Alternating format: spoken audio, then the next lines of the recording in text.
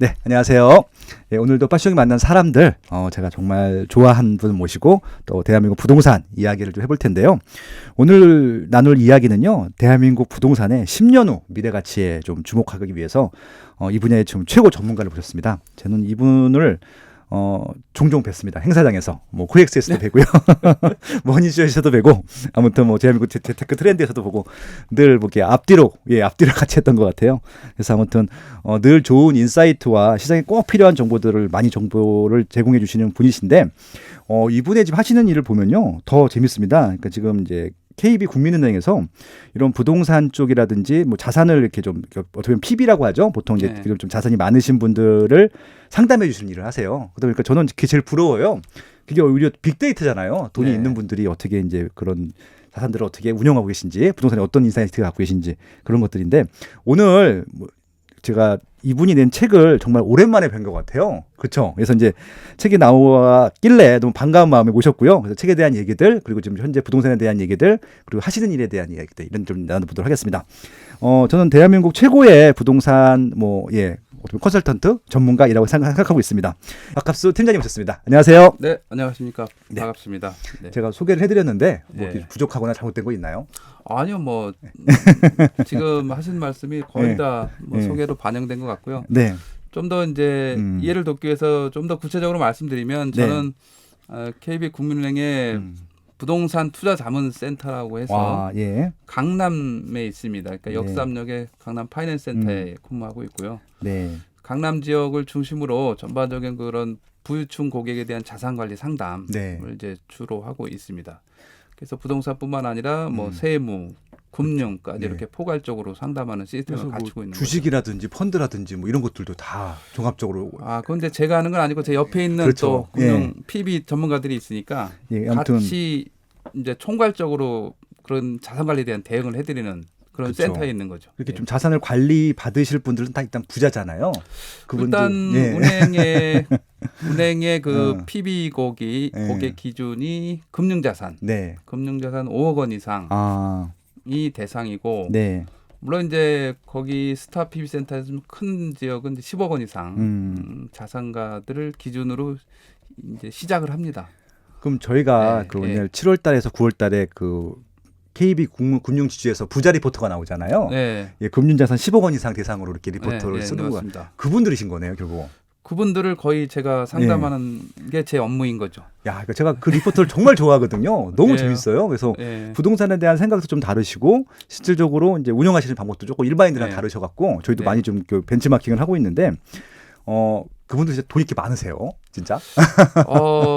상담하면서 느낀 점은 네, 세상에 돈 많은 분들이 참 많구나. 참 많은 게 맞죠. 많습니다. 네, 저희 많고. 주변에만 없는 거죠. 많은 거죠. 물론 이제 제가 그런 분들만 만나서 네. 그런 것도 있지만 네, 자산가들이 의외로 많고 지금 네. 새로 탄생하는 자산가도 많습니다. 이를테면 수도권의 토지보상 자금이 토지보상기금. 네. 네, 이게 아주 굉장히 큰 부의 창출 역할을 하고 있는 거예요. 보통 얼마 정도 보상을 받으세요? 그것도 이제 뭐 천차만별이겠지만. 사람마다 다 다르지만 네. 이제 최소한 뭐 10억대부터 수십억, 최소한 10억대예요. 100억, 200억대의 그런 아주 거금을 받는 경우도 간혹 가다가 있습니다. 그럼 만약에 진짜 그 농사만 짓던 분이 있을 수도 있잖아요. 네. 100억이 생겼다. 그래서 자산을 이제 좀 어떻게 보면 이제 상담받으러 오셨다 그러면 어떻게 보통 컨설팅을 해주세요? 우선 이제 네. 그분의 생각이 네. 그 농장을 가지고 있다든가 여러 가지 이제 큰 땅을 네. 가지고 있을 경우 일단 땅에서 왔기 때문에 그렇죠. 이분들의 성향은 이제 땅으로 되돌아가려는 성향이 굉장히 강해요. 실제 그런가요? 부동산으로 버는 분들 부동산 그러니까 토지에서 원천적으로 자금이 나왔기 때문에 네네. 일단 부동산으로 회귀하려는 그런 성향이 강하고 네. 특히 이제 그럴 경우에 1년 내에 부동산으로 대체 취득을 할 경우 물론 이제 농지는 2년입니다만 네. 취득세에 대한 감면 우대가 있어요. 또 그런 게 있구나. 예. 그렇죠. 네. 그래서 뭐 이를테면 뭐 상가 건물을 샀다고 하면 이게 네. 4.6% 아닙니까? 그렇죠. 상관 굉장히 큰 거죠. 비싸죠. 예. 예, 이거를 이제 대체 취득하면 감면해주기 때문에 아, 그래서라도 1년 내에 가급적이면 부동산 살려고 하는 경우가 많고. 그러네요. 그래서 시장에 지금 유동성이 풍부한데 음. 제가 이 3기 신도시 토지보상 자금이 네. 올해 빠르면 올해 뭐 내년 1, 2년 안에 음. 대략 한 30조 원 정도가 수도권에 풀린다는 거죠. 그렇겠죠. 네. 그러면 이제 간단하게 어림잡아도 15조 정도가 1, 2년 안에 부동산에 다시 재진입을 하는 거예요. 그렇죠. 이 유동성 자금이 통상적으로는 음. 종전에는 강남의 뭐 재건축 아파트 하나가 먼저 선택 네. 대상이었고 네. 두 번째가 이제 상가 건물 위주의 그런 네. 형태가 현재까지는 주류였는데 네. 최근에 아파트 다주택자 규제나 이런 것들이 조금 이제 강화되다 보니까 그렇죠. 우선 상가 건물 쪽에 약간 더 비중이 실리는 모양새다. 그냥 똘똘한 큰 걸로 한 채로 그냥. 예. 그렇죠. 예. 그래서 뭐 적게는 2, 30억부터 5, 60억, 100억대까지 이런 상가 건물 쪽에 대기 수요가 네. 한층 더 두꺼워졌다로 보시면 돼요. 그러니까 그래서 최근에 저도 그 매물이 많이 줄었고 이게 좀 네. 매수 대기자들은 많은데 매물은 없다는 얘기 많이 들었는데 그게 사실이었군요. 예. 그래서 유동성 기존의 자산가에 더해서 그쵸. 신규 유동성에 더 가세하는 형국이기 때문에 네네.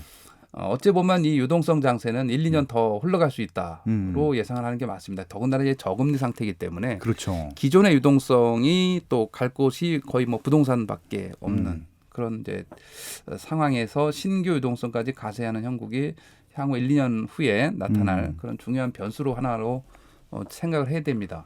집이 없으신 분들 같은 경우는 재건축 아파트를 사긴 또 사시겠네요. 충분히 가능한 얘기죠. 예. 저희 그리고 뭐 운만이 뭐 잠실주공 5단지니 뭐 압구정 현대아파트니 반포주공 1단지 이런 거 그냥 사실 수 있는 경제적 능력이신 거잖아요. 충분히 능력이 되고 네. 그다음에 이제 본인도 본인이지만 자녀를 위한 그런 아파트 매입에 상당 부분 심혈을 기울여요. 그렇구나. 이분들이. 예. 어차피 이제 본인의 주거는 일정 부분 해결된 경우들이 많아서 그렇겠죠. 보상자금을 통해서 이제 자녀들에게 뭐 아파트를 사주는 것이 그렇네요. 먼저 1순위. 야. 그래서 시장의 영향력은 이 유동성이 네. 무시할 수 없습니다. 이 코로나 상황에서 네. 유동성이 가지는 이 의미는 상당히 중요하다. 네. 결국 이제 뭐 길게 보면 이 유동성 장세가 나타나면 그만큼 또 어떤 면에서 또 인플레이션 현상이에요. 네. 돈의 가치가 떨어지면서 실물의 가치가 올라가는 전형적인 이런 현상이기 때문에 네. 부동산이 다소 뭐 또 집중력을 발휘할 수 있는 이런 여지가 충분히 마련된 앞으로의 시장 상황이다로 네. 볼 수가 있을 것 같습니다. 일단은 그래서 유동성이 풍부하고 그리고 또 어떻게 보면 대출을 필요 없이 집을 사실 분들, 부동산을 네. 투자하실 분들도 많고 네. 또 매물은 적고 그렇기 때문에 뭐 이런 또 고가 부동산 같은 경우는 가격이 하락하기가 좀 어려운 조건이기도 하네요. 어떤 면에서는 지금 시장에 매물은 두 가지가 있을 수 있는데 네. 어찌 보면 신규 아파트 입주 물량이 있을 그렇죠, 수가 그렇죠. 있고 네. 그다음에 이제 기존 매물이 있잖아요. 네네. 그래서 신규 물량은 신규 물량대로 지금 뭐 서울시 같은 경우도 좀 감소 추세에 있고 네. 서울뿐만 아니라 사실 경기도 전국이 다 마찬가지로 네. 내년 내후년까지 이렇게 감소 추세, 네. 우하향하는 추세에 있는 상태이기 때문에 네. 이 신규 물량 증가를 단기간에 기대하기 어렵다는 거죠. 그러면 이제 또 하나의 공급원이 일반 매물인데 그렇죠. 일반 매물이 시장에 많이 나와 있느냐가 또 관건이 돼야 되는데 이 네. 부분이 사실은 네. 몇 건에 불과한 뭐 단지별로 네. 다행스럽게 이제 뭐 상반기 내에 다주택자 양도세 중과 유예 기간이 이제 마무리되니까 이때까지는 네. 일부 매물이 마지막으로 조금 나와 있는 상태라고 보시면 될 것 매물이 같고 살짝 나왔더라고요. 예. 이제 기존에 한 8, 90%는 이미 팔렸어요. 그렇죠. 작년 11.6 대책이기 때문에 네네. 이제 좀 빠르신 분들은 연말 연초부터 이미 다 어느 정도 팔았다고 보면 네. 될 것 같고 지금은 아주 막바지 한 10% 정도의 비중의 물량. 이게 이제 그만큼 물량이 거의 별로 없다는 얘기가 돼요. 그러다 보니까 하반기로 가면 이제 중과세가 여전히 그 복귀한다면 네. 이 부분에 대한 매물이 또 다시 안 나올 수 있는 상황도 돼서 네. 시장에 매물 부족이 다시 나타날 가능성도 잠재돼 있다. 그럼 이렇게 보시면 그쪽 시장 같은 경우는 또 가격이 살짝 반등할 수도 있겠네요. 그럼. 일단 급매물이 소진이 되면 네. 차 상위 매물의 가격으로 이제 다시 인식이 되는 거죠. 네네. 예를 들면 뭐 당초 시세가 20억이었는데 이게 16, 17억짜리가 금매가 갑자기 나와서 이게 해소가 되면 네네. 그 다음 물건은 18억이었다 그러면 자동적으로 올라간 것처럼 18억짜리로 그렇죠, 그렇죠. 네. 이제 올라간 현상이 나타날 수 있겠죠. 네.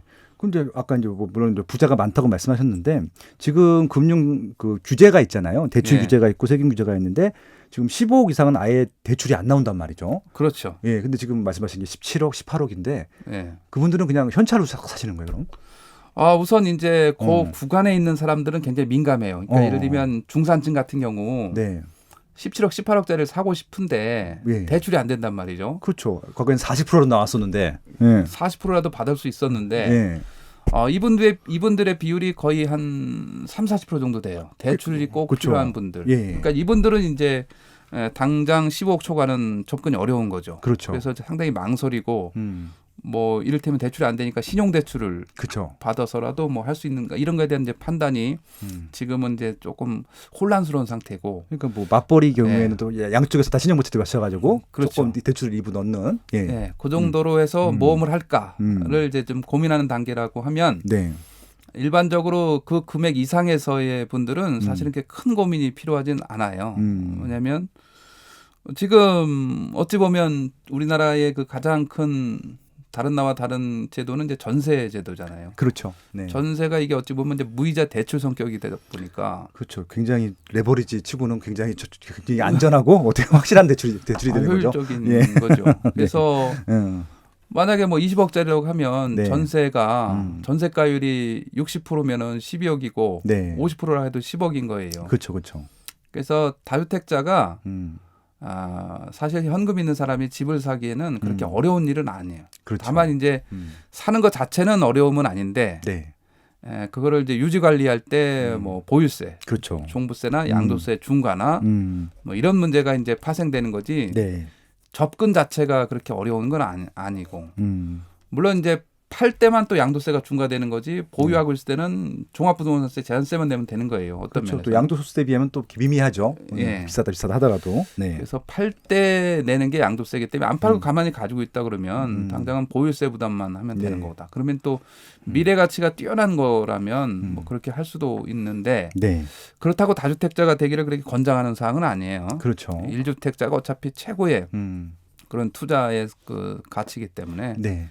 1주택자 위주로 뭐 갈아타기를 네. 한다. 자, 1주택자도 결국은 한 채를 가지고 있지만 10년 후에 네. 이 한 채를 이 자리에 그대로 가지고 있는 게 유리할 것인지 네. 한 채지만 갈아타기를 통해서 10년 후에 미래 가치가 높은 아파트를 내가 보유하는 게 적절한지 1주택자도 네. 심각하게 좀 고민을 해야 될 필요가 있습니다. 네.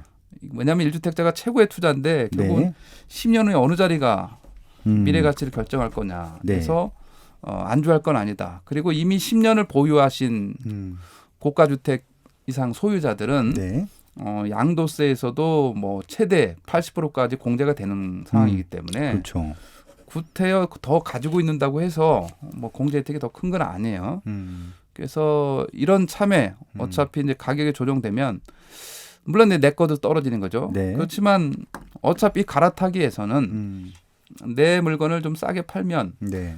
가서 다음에 물건도 좀 싸게 살 수 있는 기회가 있는 거기 때문에 그 어차피 상향 이동을 할 테니까. 아이, 그럼요. 뭐 입지든 상품이든. 네. 내 물건을 예를 들어서 뭐 5천만 원 1억 싸게 팔았다면 네. 다른 데 가서도 똑같은 주택을 그 가격을 깎으면 네. 나는 뭐 손해는 아닌 거고 그렇죠. 위치에 대한 변경이 성공하는 거기 때문에 네. 충분히 미래 가치가 뛰어난 지역이면 과감하게 움직여야 되는 거죠.